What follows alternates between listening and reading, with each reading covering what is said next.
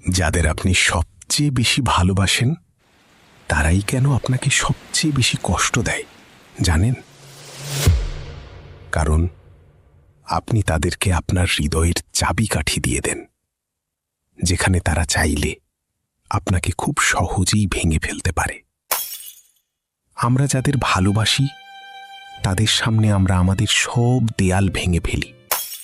আমাদের দুর্বলতা, আমাদের ভয়, আমাদের লুকানো কষ্ট সবটুকু আমরা তাদের হাতে তুলে দিই। আমরা ভাবি, এই মানুষটা তো আমারই, সে কখনোই আমাকে আঘাত দেবে না। কিন্তু সত্যিটা হলো যে আপনাকে যত কাছ থেকে চিনি সে তত নিখুঁতভাবে জানে কোথায় আঘাত করলে আপনি সবচেয়ে বেশি ভেঙে পড়বেন।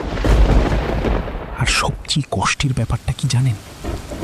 সে যখন আঘাত করে তখন না, কষ্টটা তখনই হয় যখন আপনি বুঝতে পারেন সে জেনে শুনেই আপনাকে কষ্ট দিচ্ছে।